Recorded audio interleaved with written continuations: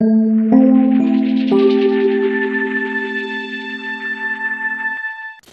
you consider all of the various factors that go into making something along the lines of an ARG or a creepy web series, all the possible things that can go wrong over the course of its creation, it's kind of a small miracle when one actually turns out to be not only watchable, but good. Not only that, but significant, perhaps even genre-defining. I'm pleased to say that I've identified such a case.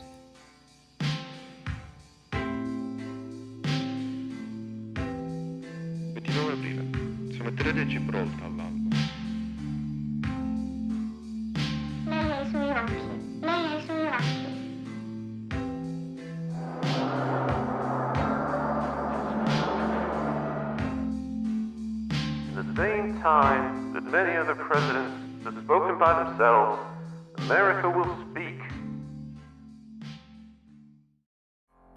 Hello and welcome to Nightmare Masterclass. My name is David Stockdale. I'll be your host on this excursion into the dark unknown. Every once in a while, a series comes along that really piques my interest. In this installment, I'll be analyzing a strange web series known as the Monument Mythos. It was created by an artist named Alex Kansas. Alex Kansas has been on my radar for some time now, and I've been meaning to cover the Monument Mythos since someone brought it to my attention last year, but I wanted to wait until the completion of Season 2. I've watched the whole thing multiple times at this point, and I've found the work to be really engaging. I would strongly recommend that you watch the entire series prior to moving forward with this video.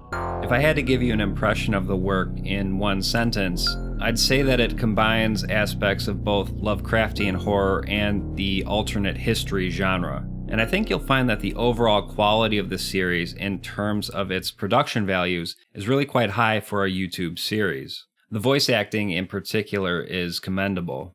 The Monument Mythos does so much with what is clearly a limited budget. Independent creators should consider this to be a true masterclass in storytelling with minimal resources. So if that sounds up your alley, be sure to check out the Monument Mythos for yourself. Now, I'm not going to be doing a lengthy play-by-play for this one because I think that's well-trodden territory at this point. But I will be talking about some of the more notable moments in the series, and I'll be drawing some overarching connections with respect to the fictional universe in which the Monument Mythos takes place.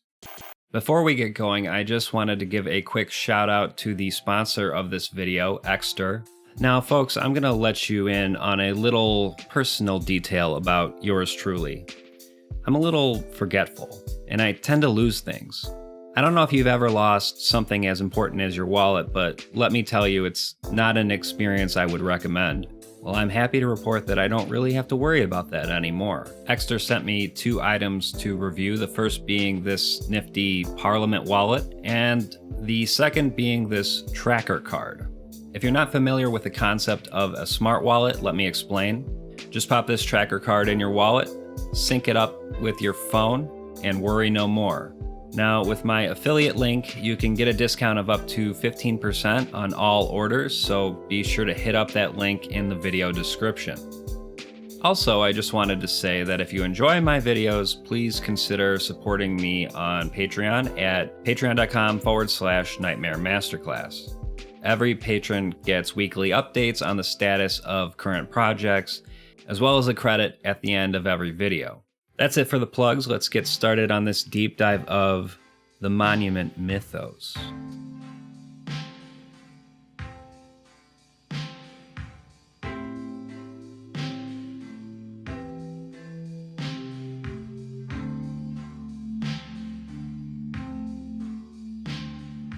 The series establishes an alternate history of the United States in which some rather strange events unfold. There's not strictly speaking a singular overarching narrative, at least as far as I can discern. Rather, the Monument Mythos is comprised of 22 videos, most of which are not obviously related. One more notable aspect of this series is the fact that it's divided into 2 seasons in a manner akin to a TV show.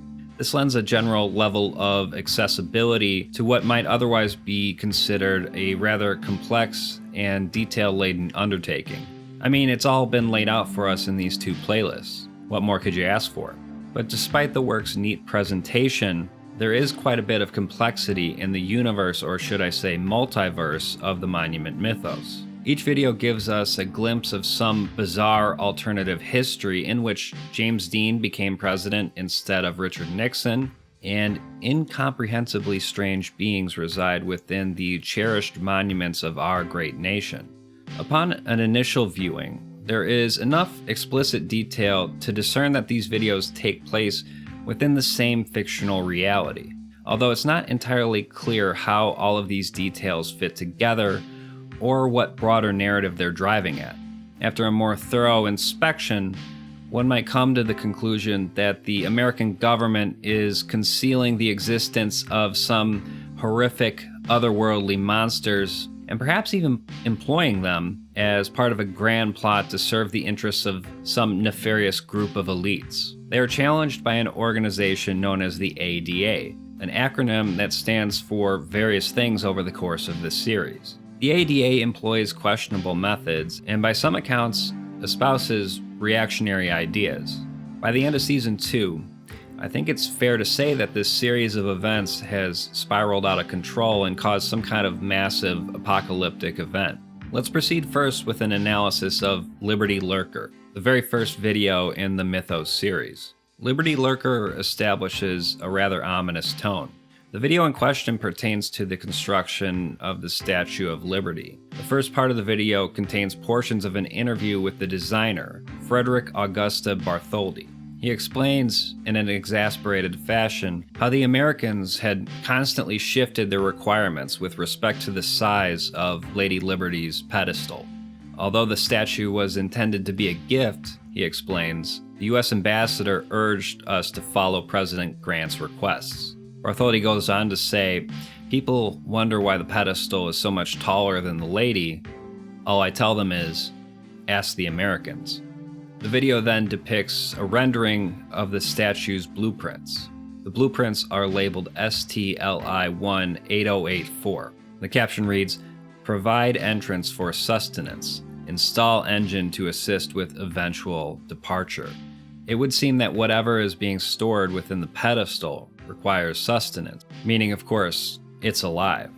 It needs to be fed. In addition, it's clear that plans are in place to initiate the creature's departure. The second part of the video entails a series of occurrences in 1954, during which thousands of immigrants reported a terrible smell while making their way through the port of Ellis Island. The video relays segments of an interview with a girl named Eleonora Bramante. Ellis Island was awful, she says.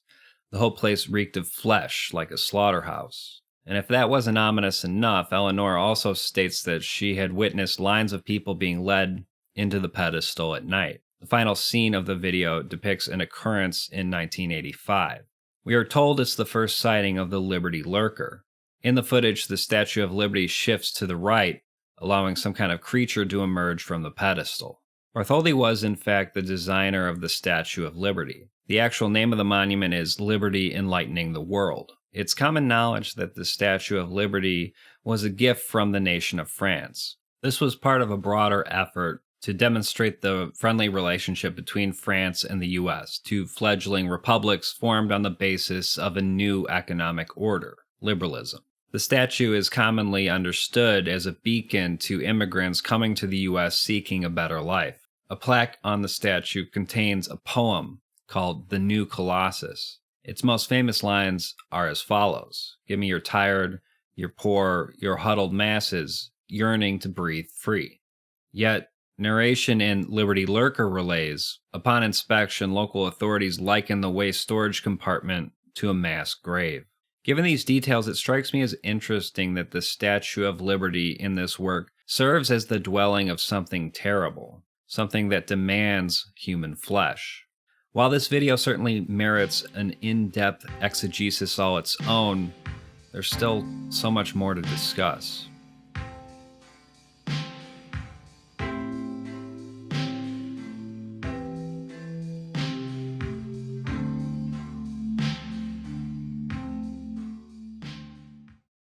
As I alluded to earlier, this is a universe in which Golden Age Hollywood celebrity James Dean was elected president instead of Richard Nixon in 1968. In In reality, Dean suffered an untimely death in a car accident in 1955. And while the documentary-style video Dean Democracy relays to us events that led up to Dean's election, it makes sense to question the general trustworthiness of this video. After all, it does appear to be biased in favor of the man himself. It's also a bit odd that Dean apparently had the media on his side. If we are to believe the narrative established in Dean Democracy, a major network agreed to use their primetime slot to announce his candidacy. Not only that, they replayed his campaign ad on loop. It raises the question, why is he getting this kind of special treatment? It is stated that Dean ran on an explicitly anti-war message. But it makes sense to ask, did Dean adopt this position because he felt it was the right thing to do? Or did he do it because he knew it would be overwhelmingly popular? We do get a glimpse of the type of rhetoric employed by his campaign. What are we waiting for? Let's bring them back home. Yet, there's no further elaboration on why Dean was against the war in Vietnam. It's almost as though he went out of his way not to offer substantive talking points on the matter. This is consistent with the way he expresses himself later in the series. During Saturday's morning press conference, President Dean shared his thoughts on the discovery in 2 words. I'm surprised. So how can a man of so few words be elected president? Don't you have to be a good orator to garner such a position? With the Vietnam War having started in 1955, it makes sense in this alternate history that a charismatic celebrity such as the likes of James Dean could indeed bring together an electoral coalition necessary to win the presidency, especially as top billing on an anti-war ticket. But Dean Democracy establishes that James Dean won with a stunning 75% of the popular vote. The work is making a point of establishing the hyperbolic nature of his popularity despite his reserved nature. While some see him as an innocuous figure, I would argue that Dean represents the potential dangers of personality cults in the US. Speaking of cults,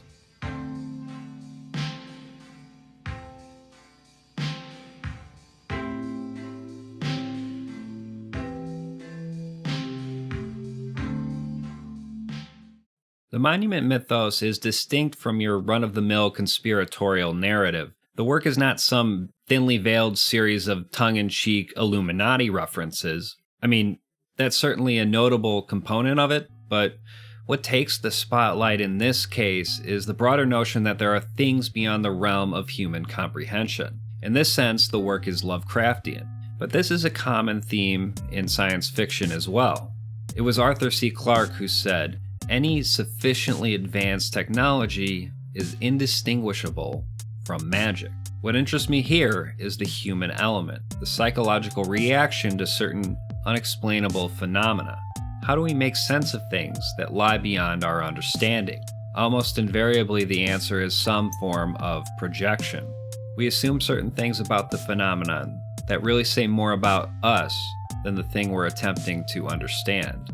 When you consider certain details in the Monument Mythos, I believe it's important to contextualize it in the following manner.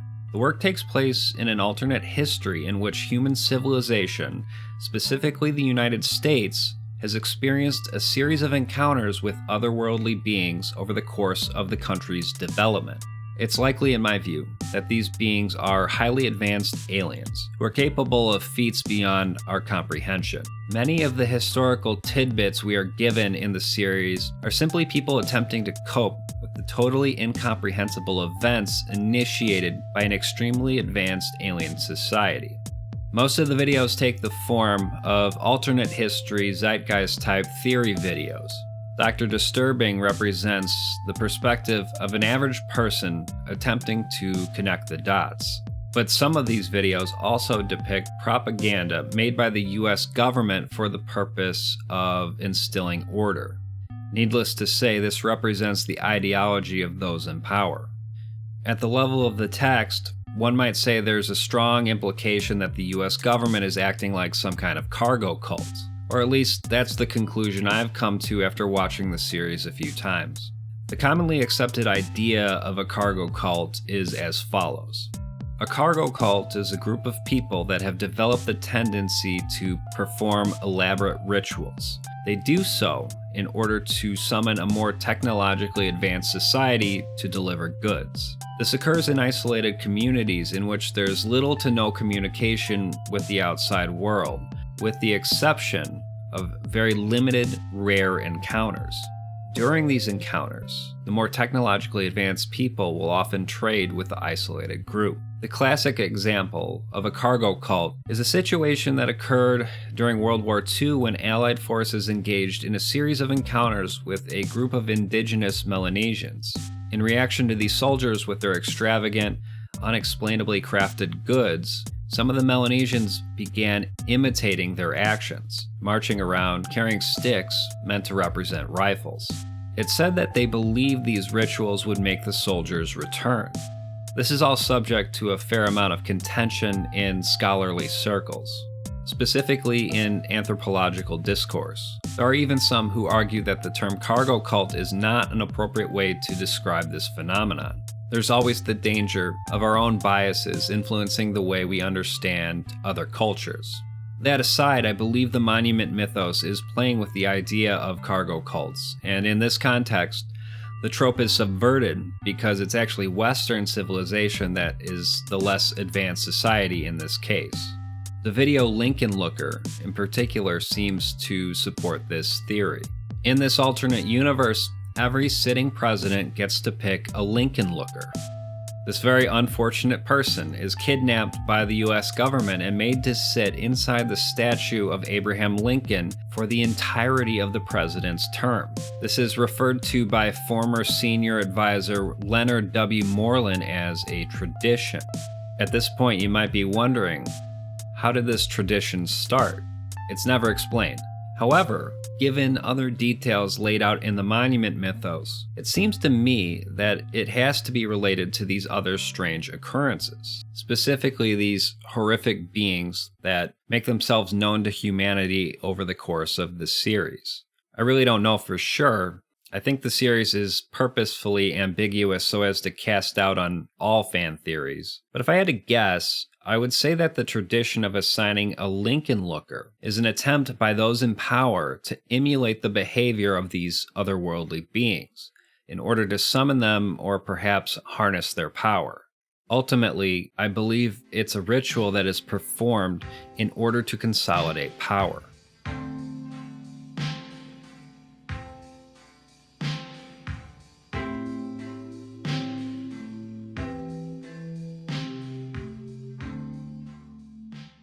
Of course, one's interpretation of a given work is always dictated by one's own preconceived ideological notions. In other words, one's understanding of the work always highly depends on how you think the world really works. Even if you haven't thought about it in depth, everyone operates based on an unconscious conception of how society functions. It's evident in our actions, how we invest our time, what we spend our money on, etc. One pertinent hinge point is one's understanding of the state, in particular in this case, the United States government. This is controversial territory in the YouTube ecosystem, and so it only makes sense that your typical explainer videos tend to stick to the specified events as they're spelled out over the course of the series, and perhaps offer speculation on the broader significance of those events in the context of this strange alternative history. But the analysis never leaves the boundaries of this fictional universe. Instead, what is offered is a speculative analysis of how things connect together. Admittedly, this is an interesting area to explore, but it's inherently limited in scope. These interpretations tend to not acknowledge the possibility that the Monument Mythos is offering some kind of socio-political commentary, even despite glaring parallels between its alternate history and our own. Because, well, that's potentially divisive. That's not a personal judgment on my part with respect to any particular YouTuber. It's a structural assessment of the type of content that is incentivized within the YouTube ecosystem. Yet even the simple task of explaining the Monument Mythos in the literal context of its established setting has proven challenging. However, one thing is certainly clear. The Monument Mythos is deeply concerned with the scope of history, in particular American history. I stated previously that one's ideological preconceptions inevitably shape one's interpretation of an artistic work. In this case, the Monument Mythos. The obvious question then is, what role does my worldview play in shaping my own interpretation of the work? Self-analysis is admittedly quite difficult. It has obviously occurred to me that my understanding of the world, my biases, are shaping my interpretation of the work. This is really inescapable. But I suppose laying out all my cards on the table might at least make my perspective a bit more transparent to you, the viewer. Here's a little glimpse of the way I see things in 2022.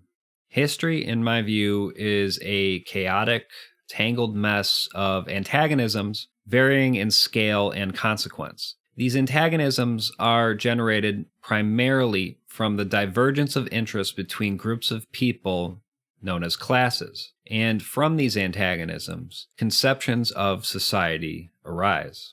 How exactly does this take shape?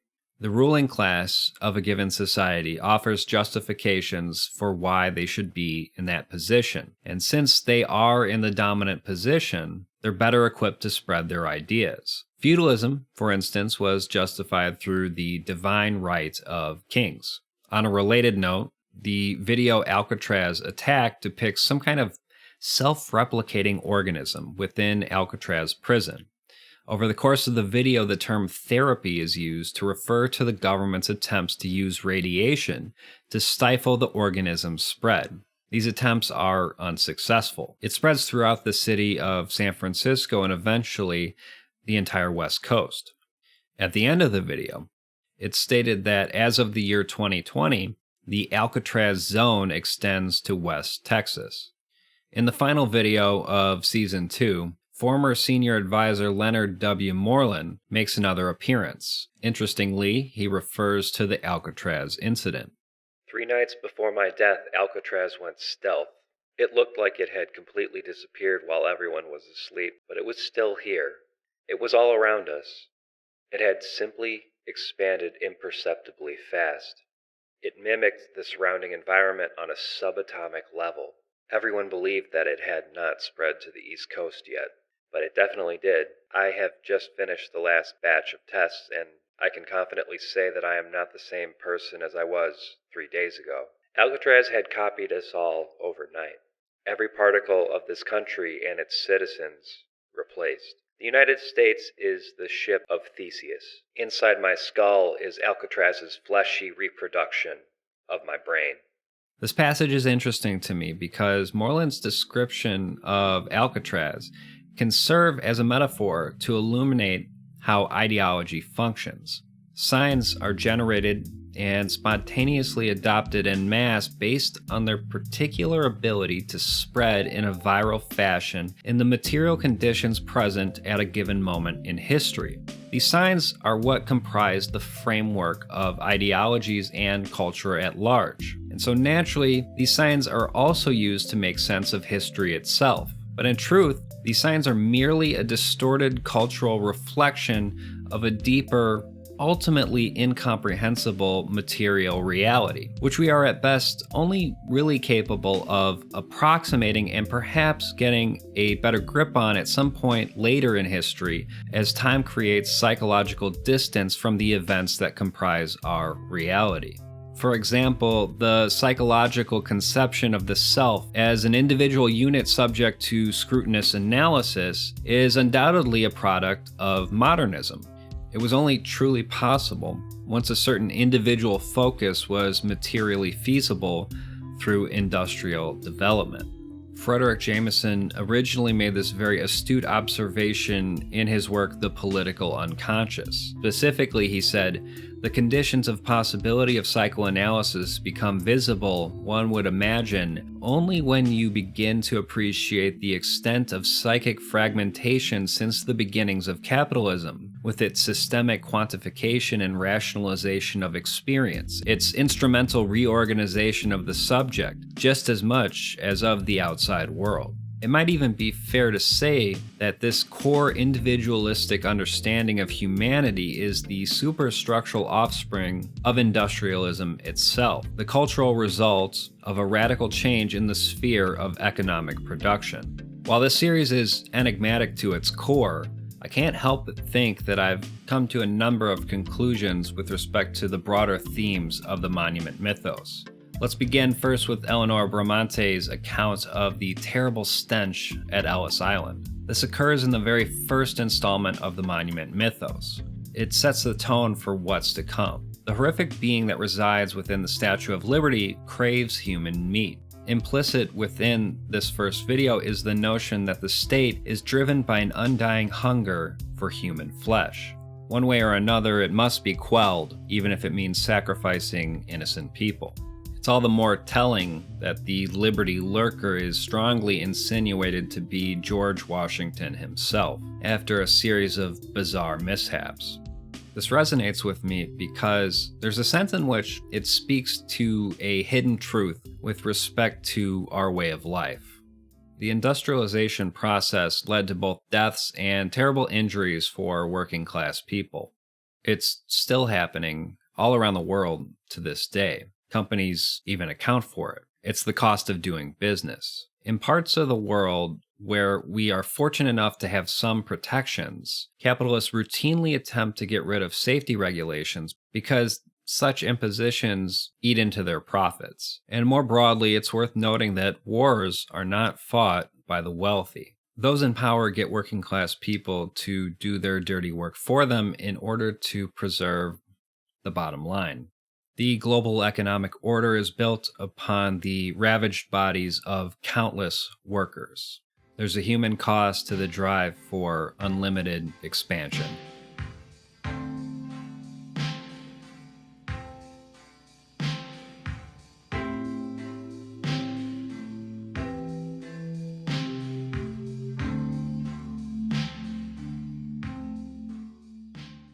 The Monument Mythos is defined as a work of analog horror, and I do understand that classification based on the general presentation of the material. However, this is unlike any other work of analog horror that I've come across, and at first I couldn't quite put my finger on it. But after some reflection, I've come to the conclusion that the Monument Mythos stands out because of its overt concern with American history. The series also seems to be, in part, a thematic exploration of history as a general field of study. Note, for instance, that many of the video descriptions contain notes with supplemental information from an archivist. Other works in the analog horror genre certainly broach this thematic territory from time to time. For example, Local 58's second installment, Contingency, takes the form of an emergency message from the US government. In the face of America's apparent demise at the hands of a foreign enemy, the broadcast instructs Americans to off themselves. So the dark nature of American history is not an entirely new theme when it comes to analog horror, but it seems to me that the Monument Mythos is exploring this terrain in a more thorough fashion. It's an artful combination of American history and Lovecraftian horror. And I have to say, I hope it inspires similar works. I see a lot of potential here. It strikes me as an interesting juxtaposition. It's perhaps an appropriate juxtaposition given the darker aspects of American history. Due to the nature of the particular kind of horror evoked in this series, the work primes one to ruminate on the true horrors embedded within our own history. It's my position that the eldritch horror in this series represents the unpredictable nature of life in modern society, as well as the unfathomable acts that humans have proven capable of, particularly over the last couple hundred years. However, I do think it's fair to say that the target in this case is not humans in general, but rather those who have real power, specifically in the United States over the course of its history. And because of this, I would argue that the Monument Mythos is the most subversive work in the analog horror genre. There are plenty of interesting threads within the Monument Mythos that merit further inspection, so if you'd like me to do another video, Let me know in the comments. I should also mention that Alex Kansas has a new series out called The House in the Ocean. Be sure to check that out if you enjoyed the Monument Mythos. The artist has a Ko-fi page, so if you enjoyed the series, maybe consider donating to the project. I'll have a link in the video description. That wraps it up for this installment of Nightmare Masterclass. Thank you for watching, and good night.